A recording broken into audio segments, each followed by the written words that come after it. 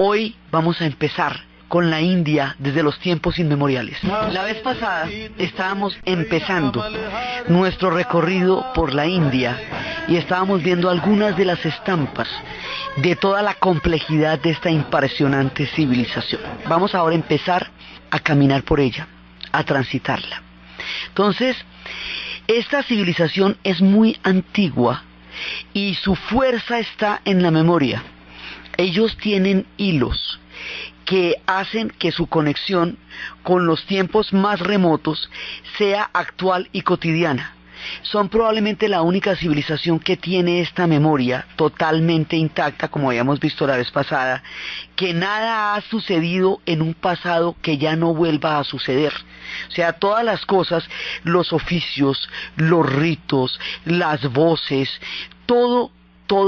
las danzas, todas las diferentes danzas, la gente danza como danzaba en tiempos antepasados.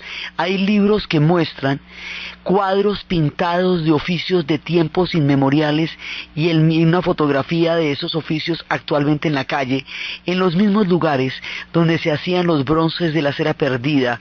Hoy son talleres de bronce, en los mismos lugares donde las bailarinas danzaban las danzas sagradas de Shiva, las calvelias, que son bailarinas errantes también. En los lugares de los templos y en los lugares errantes, ahí también están danzando actualmente las danzas sagradas de Shiva. O sea, toda la vida cotidiana de los hindúes está marcada por oficios que se han hecho durante milenios, y eso marca la continuidad.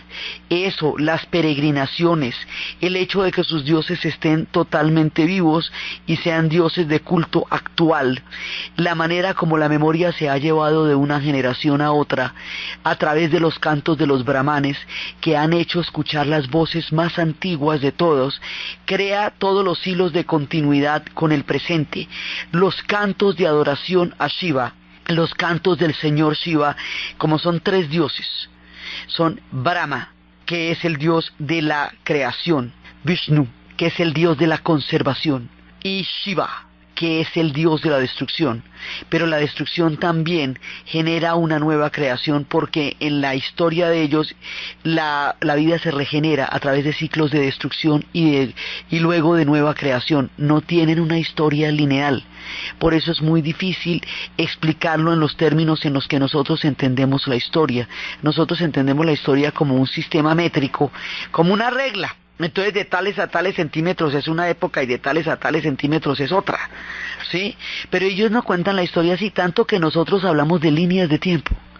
Para ellos la historia no queda en un pasado, sino que se deviene en diferentes ciclos. Es otra forma distinta de narrar, otra manera totalmente nueva de concebir los milenios, un poco como nos pasaba en Japón, que esos tampoco tienen una historia lineal, porque sus tiempos psíquicos y sus tiempos espirituales están más allá del conteo de los años que tiene Occidente para manejar el problema del tiempo.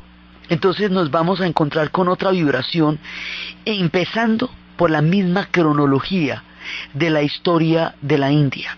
Entonces, primero que todo, vamos a empezar con unas muy antiguas civilizaciones de las cuales habíamos empezado a hablar la vez pasada. Son los reinos de Harappa, al norte, en el actual país de Pakistán. Cuando nosotros estamos hablando de India, también hablamos de Pakistán, porque este país existe como país independiente solamente desde 1947. Antes de 1947, que se da la partición, forma parte del gran bloque de la India. Entonces, allá en Lahore y cerca de esos territorios empezaron a surgir los reinos de Harappa, Mohenjo y Daro.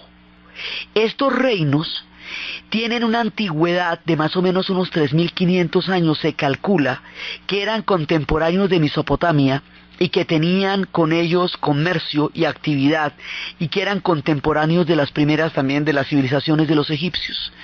Se habla de ciudades de 200.000 personas cuyos trazados fueron encontrados en 1920 y en 1921, aún durante la época de los ingleses. Se habla de pueblos que ya tenían un altísimo nivel de conocimiento, pero tenemos el problema de que sus inscripciones, su escritura, aún no ha sido descifrada. Entonces, como no ha sido descifrada, lo cual además supone una maravilla, porque esto de que tengamos todo un misterio de hace 3.500 años en la India, nos supone una cantidad de cosas que aún nos faltan por descubrir, como si no fuera ella lo suficientemente misteriosa, así de eterna y de inmortal como es. Aún nos aguardan secretos en las escrituras cifradas de Mohenjo y de Daro, y hemos visto que ellos aparentemente parece ser que las civilizaciones cambian de localización, de curso, desaparecen o mueren por los cambios climáticos, por los cambios geológicos. Se habla de un subcontinente que estaba separado por un pequeño océano del continente asiático. Y se dice que el continente se unió, chocaron las placas del subcontinente de la India con el continente asiático. Ese choque de placas levanta una barrera geográfica que es el Himalaya, la cordillera más alta del planeta Tierra. Y ahí parece ser que los ríos alrededor de los cuales se habían dado las civilizaciones de Harappa y de Mohenjo-Daro se extinguieron en el choque de las placas tectónicas, y eso hizo que esas civilizaciones perdieran su preeminencia en la historia y quedaran allí detenidas en el tiempo. Pero hoy por hoy las casas de esos yacimientos se parecen mucho al momento en que eso ocurría en la época más remota. Entonces tenemos esa noción de Mohenjo-Daro. También se habla de una primera migración que llegaba del África muy anterior, como el origen del continente, como el origen de los dravidianos, y esa migración se retrata a través de unas voces, y esas voces son voces que muchas de ellas no tienen un significado que hoy sea comprensible. Aparentemente son cantos de las aves, y son cantos de los bosques, y son cantos de los animales, que se volvieron inmortales a través de las voces de quienes las van repitiendo en Karnataka y en Kerala, en el sur. Entonces hay diferentes puntos por donde se va poblando una India arcaica, cuyo rastro aún se puede encontrar en las pruebas genéticas de la gente de Karnataka y de Kerala, y en las voces que aún ellos cantan. Después viene la llegada de los arios, y con la llegada de los arios es que el hinduismo se afianza como religión, y el hinduismo es el que va a contener a toda la India. O sea, el hinduismo es una gran bolsa, digámoslo así, donde toda la espiritualidad se va a ver incluida. El hinduismo es lo que los une, los entrelaza, los contiene y le da toda la continuidad histórica a la India, porque desde que llegaron los arios y desde que el hinduismo se consolidó como religión hasta nuestros días, es igual. Se ha ido incrementando con mitos, se ha ido asimilando cada vez más en cada una de las regiones donde fue llegando, se fue incorporando con los mitos locales, se ha hecho cada vez más grandioso, pero es muy temprana la formación de la identidad histórica de la India. Ellos son una cultura y son una civilización muchísimo tiempo antes de llegar a ser una unidad política, y no necesitaron ser una unidad política para llegar a ser una gran civilización. Vivieron mucho tiempo antes de ese tipo de nociones, y el hinduismo es el que les va a dar toda esta fuerza. Entonces, esas voces que vienen del pasado, que son inmemoriales, que se transmiten a través de los brahmanes, que son los sacerdotes de las castas más altas, esas voces se escuchan actualmente, son totalmente milenarias y se escuchan en los cantos de devoción y de adoración a Shiva, hoy como hace miles de años. Estos son oraciones, son mantras, son repeticiones de voces que van produciendo efectos de meditación y efectos de ensaltamiento del alma, pero son voces a Shiva, son cantos de adoración a Shiva, y son esenciales en el hinduismo y han estado siempre ahí, y hoy nos iluminan como en tiempos muy anteriores. Entonces el hinduismo es el que le va a dar a ellos la forma esencial. Pero eso está compuesto por una diversidad increíble que en cada región asume una manera y asume otra. Entonces habíamos hablado de cómo Shiva tiene a su esposa Shakti, que son las dos energías creadoras, que ella es Parvati, y que Parvati es la esposa, pero ella es Durga, como Durga es una guerrera, como Kali es la diosa de la destrucción también, que además es una cosa, digamos, muy simbólica, teniendo en cuenta que es el mismo espíritu de la esposa de Shiva, y que Shiva mismo es un dios de la destrucción y de la creación también. Y también Vishnu tiene a Lakshmi, y en su reencarnación de Rama tiene a Sita, y cada uno de ellos tiene una fuerza femenina, que es la que lo va, digamos, lo equilibra. Todo esto es basado en un equilibrio cósmico. Entonces, se va formando un espíritu primigenio. Ese espíritu primigenio está consignado en los textos sagrados, en los Rig Vedas. Y ya cuando estamos hablando del Rig Vedas, que son los himnos sagrados hindúes, ahí hay una serie de misterios. Los misterios están en que los Rig Vedas hablan de caballos y de carruajes. Esos caballos y esos carruajes no estaban presentes en la India en ese momento, no conocían ellos el caballo. El caballo fue domado en el Asia Central. Entonces esto nos lleva a un punto anterior, que es Irán. Los persas, los antiguos persas, que van bajando, de allá vienen los arios, y a la altura del desierto de Turkmenistán, en el Asia Central, se han encontrado los huellas de estos caballos y de estos carruajes que están cantados en los himnos de los Vedas. Y ahí se encuentran los orígenes del sánscrito, que es la lengua antigua en la que están escritos todos los textos sagrados del hinduismo. Ahí también se encuentran los orígenes de las lenguas indoeuropeas, porque hay unas voces y hay unas escrituras de ese tiempo que son raíces que se encontrarían en el griego, en el latín, en los mismos idiomas nórdicos. Están ahí, las lenguas indoeuropeas parten de esa zona. Entonces allá hay, digamos, una huella de una migración que está viniendo desde Irán, que atraviesa el desierto de Turkmenistán, que atraviesa todas las zonas del Asia Central, que va pasando por Kabul, que va pasando por muchos lugares, hasta que van a llegar. Ellos se extienden en muchas zonas. Y en una de esas se dice que cuando hubo un cambio climático, que cuando se secaron pozos de agua, entonces ellos siguieron emigrando hacia el sur. Cuando emigraron hacia el sur, llegaron por el Himalaya, y a través del Himalaya entraron a la India, y ahí empezaron a bajar, constituyendo la base histórica, la base filosófica y cósmica de los hindúes, que es la formación de esta primigenia religión. Entonces es como los encontramos con la llegada de los arios y con la lengua del sánscrito, que es la que le da forma. Ahí se empieza a establecer el sistema de castas, y los sistemas de castas se van a ver cada vez más reforzados en la medida en que muchas invasiones vayan a llegar. Esta gente los invadieron muchísimos, pero toda la gente que los invade queda formando parte de la India. Digamos, la India es más fuerte que todos sus invasores. La India es más fuerte que todos los que llegan allá. Tiene un método de hechizo. Logra que la gente se embruje de tal manera, con su fascinación y con su encanto, que todo el mundo se queda en la India y se asimila a ella. Es más fuerte que cada uno de los que llega. Era más grande que Alejandro el Grande, era más grande que todos los demás. Entonces, cada una de las invasiones suma diferentes interpretaciones y mitos a la región, pero no la, digamos, no la altera, sino que la hace más densa, la hace más específica en su propia cultura.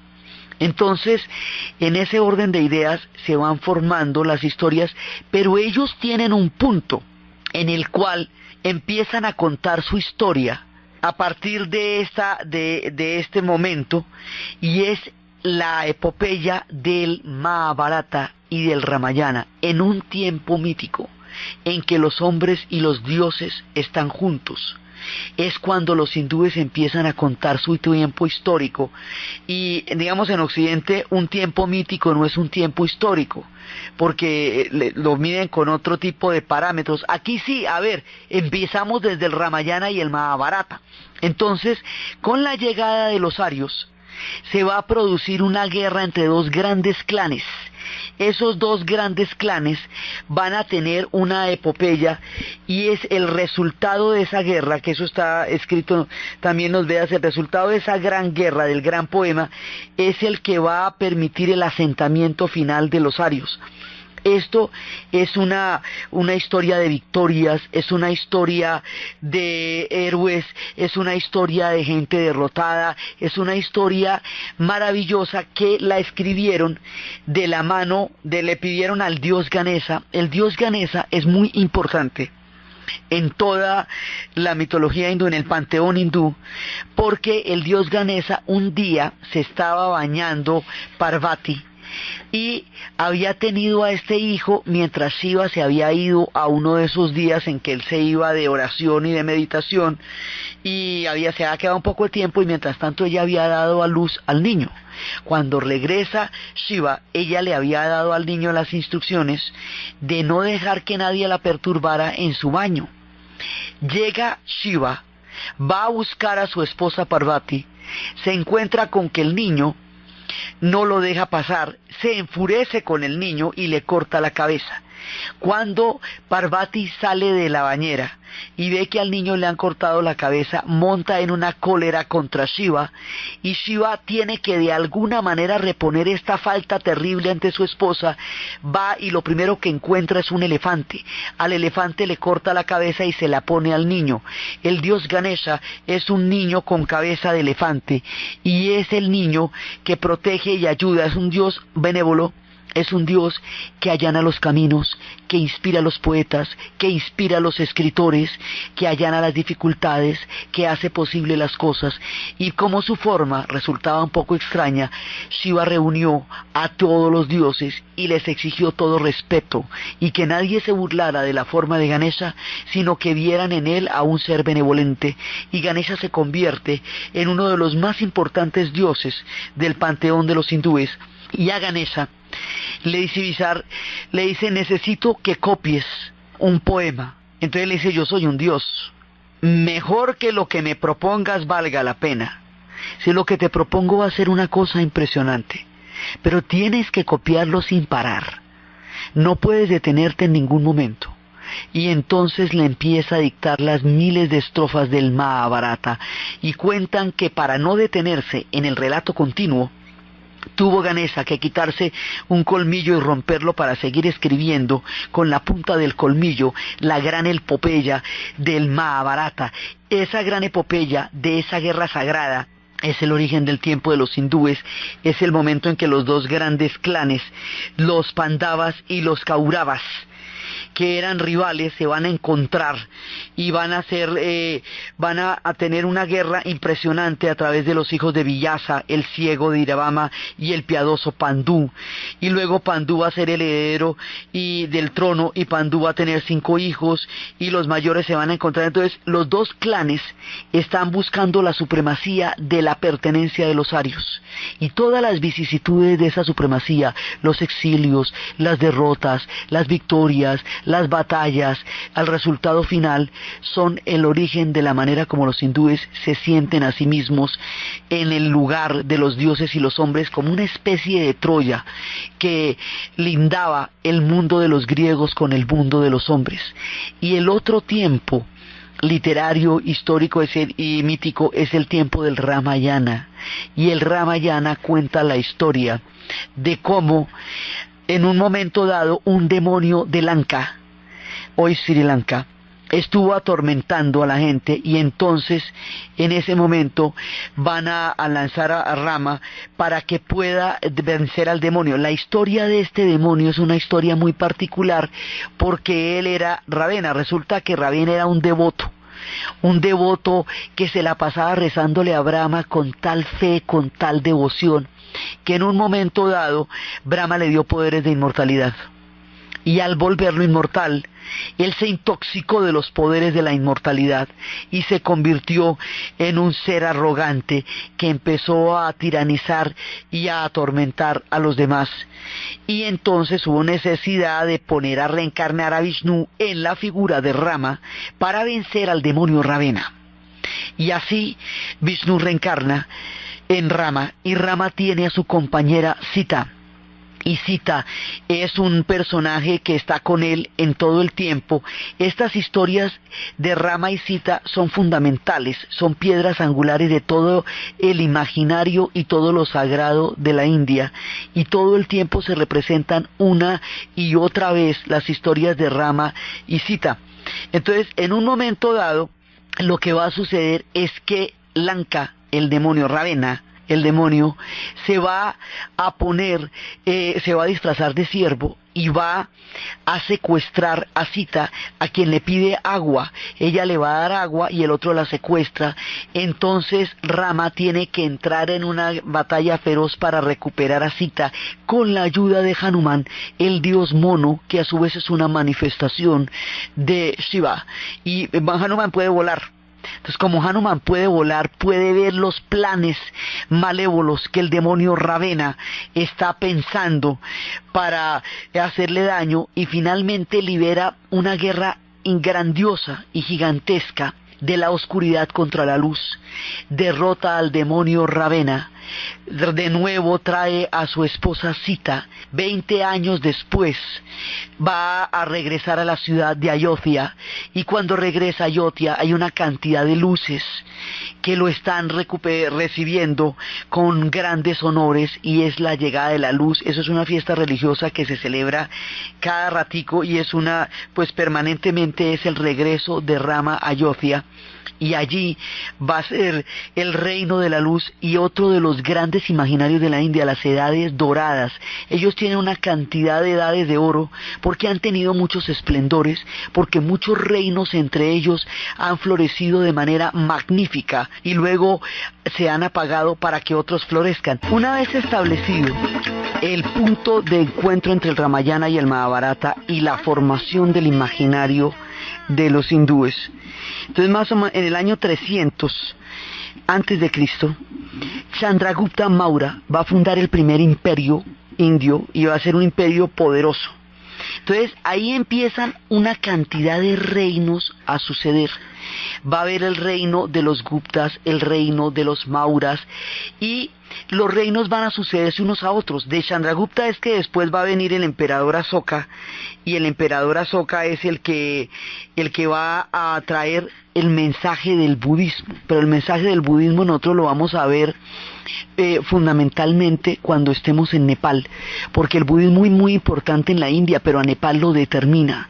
Entonces cuando va a llegar, ahí empiezan, ya está el hinduismo todo montado, totalmente montado, pero entonces el emperador Asoka va a escuchar el mensaje de Buda después de una gran batalla, una batalla gigantesca donde se derramó muchísima sangre, y al derramar toda esa sangre él sintió que no valía la pena semejante sacrificio por la gloria.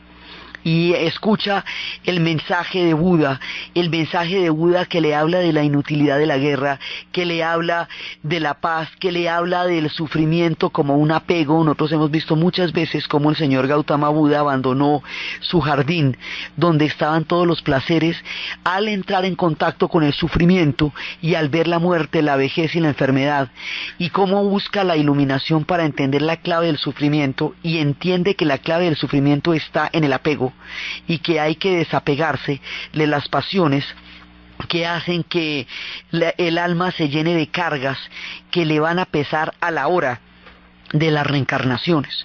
Entonces va apareciendo la figura del señor Gautama Buda, y va apareciendo también la figura del señor Jaina, de quien vamos a hablar extensamente más adelante porque es fundamental en toda la estructura. Él es el conquistador, el hombre que ha sido capaz de conquistar las pasiones. O sea, la gracia del señor Jaina es que es más fuerte que las pasiones que devoran el alma, pero él es el que respeta toda forma de vida, y él es el que de ninguna manera daña ningún tipo de animales, ni insectos, ni en el aire, ni en la tierra, y determina el pacifismo, y determina el ahimsa, y determina la no violencia, y de ahí del jainismo es de donde va a sacar Gandhi las raíces para la lucha de la no violencia.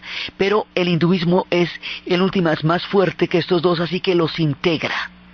Entonces, lo que va a hacer es que los mete dentro de su gran espectro religioso, porque el hinduismo en última no riñe con nada, todo lo puede integrar.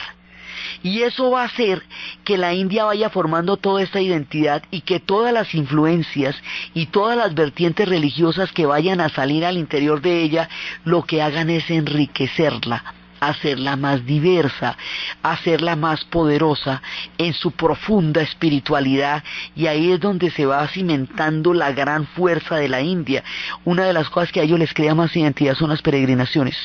Ellos hacen peregrinaciones permanentes alrededor de las festividades religiosas, y ahí es donde se van encontrando los unos con los otros y se van reconociendo a través del culto, porque la manera como el hinduismo se expresa es a través del rito de la vida cotidiana, es a través de los altares. Entonces, cuando el budismo irrumpe, lo que van a hacer es, como esto era un mundo de brahmines, lo que van a hacer es, en últimas, después del que el emperador Asoka ha extendido el budismo por toda la India y ha puesto en piedra sus principales bases y fundamentos, después de eso, toda la India lo conoce. Entonces va a reaccionar el hinduismo y lo va a confinar al extremo de Nepal y de Tíbet, de manera que sigue existiendo, pero no va a ser hegemónico sino por un periodo de tiempo. Luego se reabsorbe. Lo mismo el jainismo se reabsorbe y el hinduismo vuelve a ser hegemónico, pero el budismo ya forma parte del espíritu de la India y ya subyace con su dulzura, con su compasión, con su manera de entender al otro desde el corazón, en la sinceridad del otro, ya está en la India. Entonces empiezan a aparecer los grandes reinos. El Jaina y el budismo son paralelos y aparecen en el siglo V antes de Cristo, en la era axial, cuando se habla de Zoroastro, cuando se habla de ellos dos y se habla de todos estos pueblos. Entonces, y de todos estos dioses, porque se llama la era axial porque es el momento en que se forma la espiritualidad del planeta en sus términos más fundamentales. Entonces, después de esto, empieza el florecimiento de una cantidad de reinos en la India, en diferentes lugares. Y la India se vuelve, haga de cuenta, como un árbol de Navidad, que tiene luces en varias secciones. Entonces, a veces se ilumina una luz y luego se apaga y se prende otra y luego se apaga y se prende otra y luego se apaga, pero el árbol de Navidad sigue estando ahí, solamente que el juego de luces ilumina más una zona que la otra, pero el árbol de Navidad está lleno de adornos y lleno de cosas hermosas y lleno de frondosidades. La India es como este árbol, frondosa, maravillosa y eterna. Y los reinos que van surgiendo lo que hacen es atraer la atención sobre una parte que en un momento dado se vuelve esplendorosa y otra parte que en otro momento dado va a tener esplendores. Estos esplendores están ligados a todos los hechos religiosos. Y cuando los Guptas se van a convertir en un reino absolutamente colosal, se van a fundamentar en el Ramayana para decir que suya es la ciudad de Ayodhya y que allá en Ayodhya es donde empieza la era dorada. Entonces, las eras doradas son una constante porque permanentemente regresan eras doradas, como el tiempo en que Rama regresó 20 años después de haber liberado a su esposa Sita a Ayodhya y la encontró toda luminosa en honor a su gran gesta y como una forma de celebrar el triunfo de la luz sobre el triunfo de la oscuridad.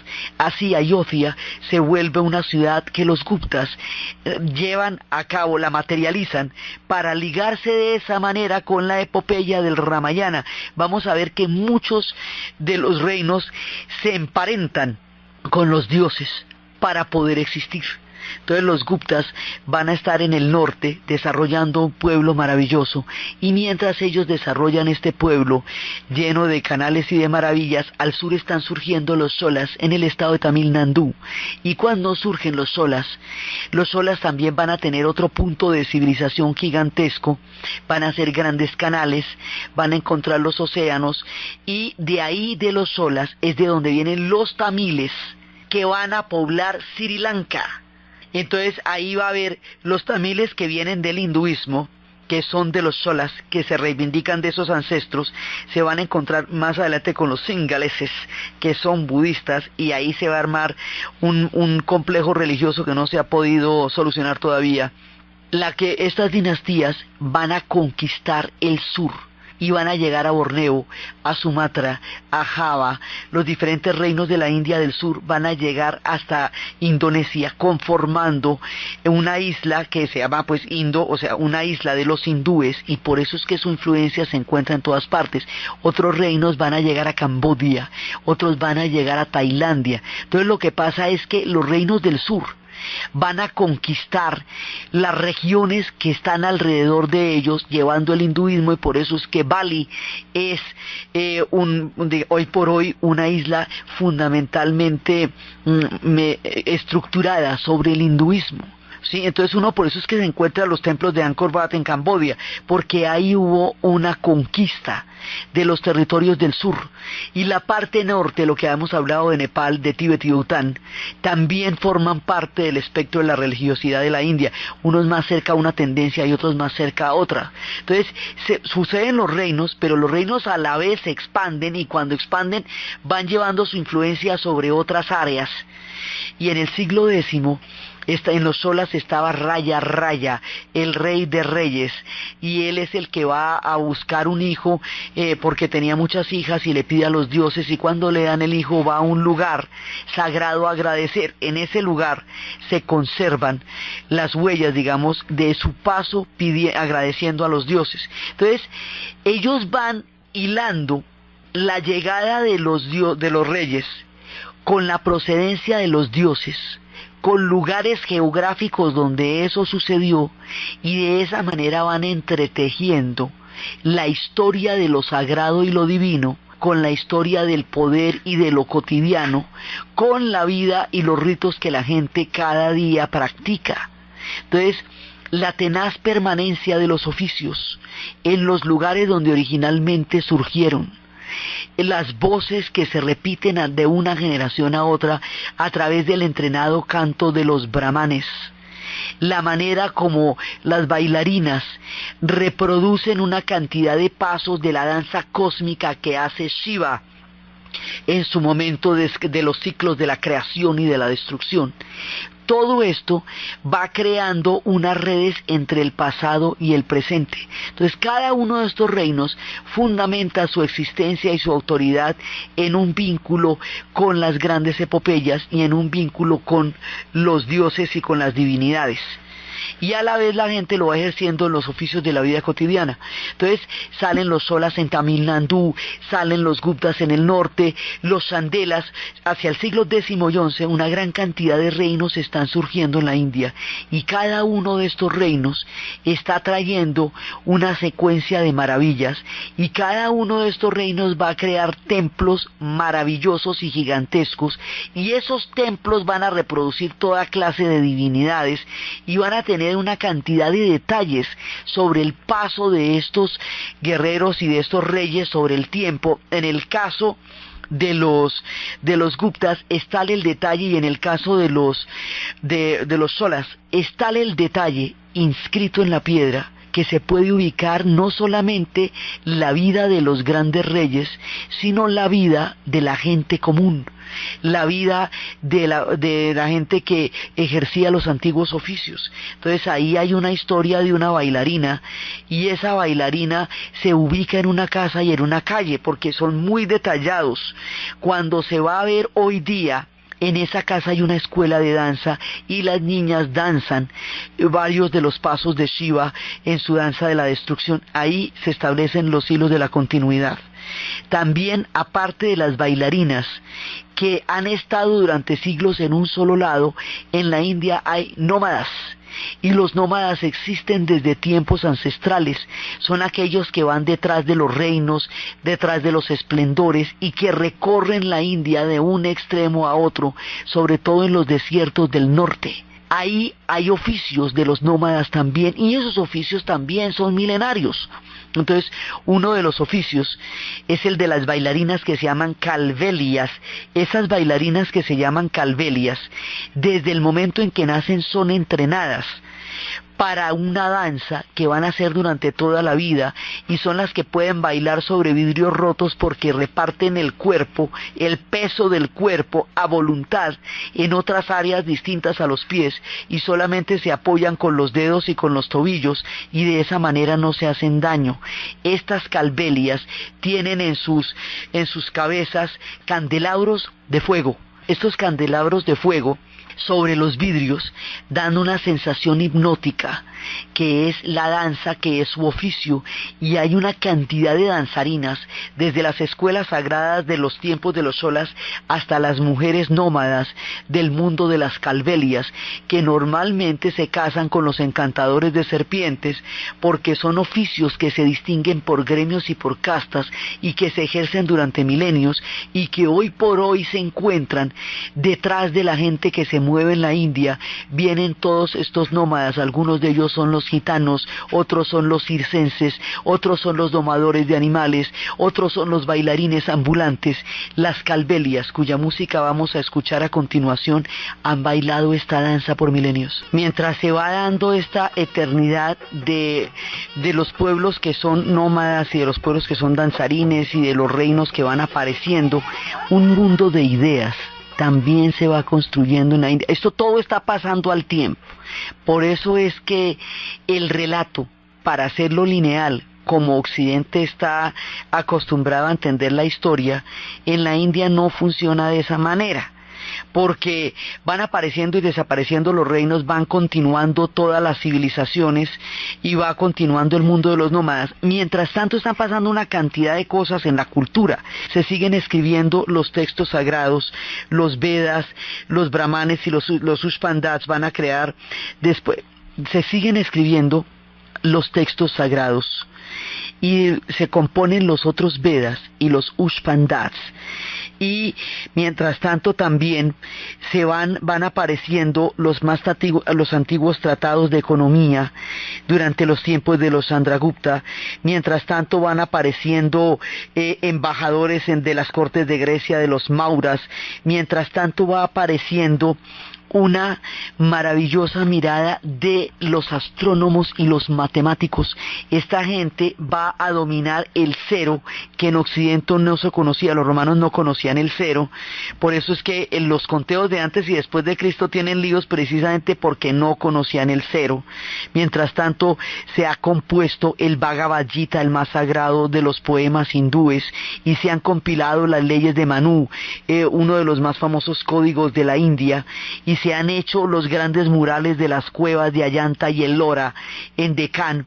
Y mientras tanto, en el año 400, un matemático ha inventado el sistema decimal, y la poesía llega a un punto de apogeo, y un visitante chino, un viajero budista, va y mira las cortes en tiempos de los Guptas y dice que había encontrado un reino próspero, gobernado por gente justa, que tenía un profundo sentido de lo humano y de lo divino, que la gente se veía feliz, que sus rostros eran alegres, que había dulzura en sus gentes y que se veía un reino hecho de belleza y de prosperidad. Esos son los testimonios que tiene un chino budista que atravesó el reino de los Guptas en la India y cuenta de los esplendores. Entonces, este conjunto de ideas sobre lo sagrado, de mitos, de evolución de pensamiento en términos también de la poesía, de la matemática, de la literatura sagrada, esta manera como está entrelazado lo divino, lo sagrado, lo humano, lo cotidiano y lo cósmico, va formando un gran tapiz que es la civilización de la India, y que no tiene un tiempo lineal sino un tiempo cíclico, porque está ligada a un tiempo cósmico. O sea, ellos están tejidos a la divinidad, y es ese concepto de la divinidad el que permite la estructura del centro, del corazón de la India, a través de las relaciones entre ellos y con los dioses. Entonces, las relaciones de la divinidad y el orden social está determinado por las castas, que están desde la llegada de los arios, y las castas son las que clasifican a los brahmanes, que son los puntos de más alta reencarnación, que son los astrólogos y los encargados de los textos sagrados, y de las voces ancestrales y de los cantos. Esos cantos que estábamos escuchando a Shiva, esos los pueden cantar únicamente los brahmanes y solo ellos lo saben. Luego vienen los Adryas, que son los soldados y los guerreros. Luego vienen los Vaishyas, que son los comerciantes. Luego vienen los Shudras, que son la casta más baja, y debajo vienen los intocables. Cada casta determina un oficio y una forma de vivir, y está determinado por el punto de reencarnación, que es algo que los astrólogos llegan a conocer en el momento de nacimiento. Entonces, un orden social permite que muchas influencias y muchas invasiones puedan coexistir con un nivel de tolerancia muy alto sin que se mezclen. Entonces, aquí no hay mezcla sino adiciones. Aquí todo el mundo suma, pero no se fusiona, sino que se mantienen dentro de este orden histórico. Eso determina la comida, y la comida tiene una función sagrada dentro del hinduismo porque está ligada a las castas. Entonces la mantequilla clarificada, el ghee, viene de la vaca, y la vaca es la madre sagrada de la India. Y también viene el tiempo de los arios, cuando ellos llegaron, cuando Shiva llega montado sobre el toro Nandú. Entonces todo eso va a tener que ver con la manera como ellos comen, y cada una de las castas tiene una comida diferente. Entonces, por ejemplo, los Adryas pueden comer cordero porque se requieren proteínas para sus grandes hazañas. Y así se va creando este relato increíble que va formando la cimentación de la India y que le va dando toda esa identidad histórica. Se forma esta temprana identidad desde los reinos más arcaicos a los reinos más esplendorosos, y todo eso la va componiendo y la va cimentando y la va conteniendo.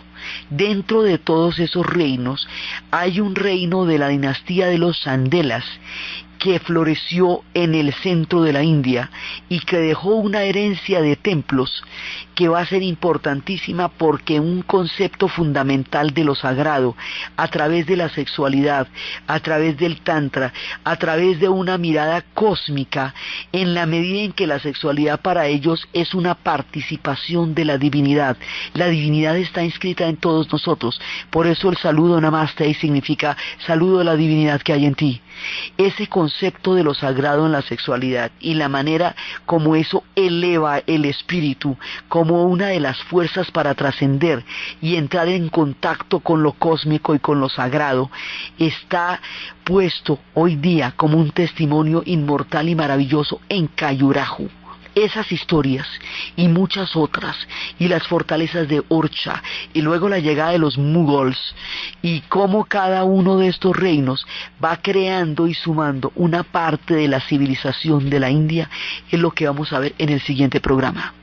Entonces, desde los espacios de las antiguas civilizaciones de Mohenjo-Daro y Harappa, desde los tiempos del albor de los soles de la historia en el valle del Indus, de la llegada de los arios, de Brahma, de Vishnu, de Krishna, de las reencarnaciones, de Shiva, de los oficios, de los grandes reinos, de los Guptas, de los Mauras, de los Cholas, y de todo este tapiz de civilización, espiritualidad, pensamiento, grandeza que significa la India, y en cuyos espacios estamos empezando a transitar. En la narración, Diana Uribe; en la producción, Josie Rodríguez, y para ustedes, feliz fin de semana.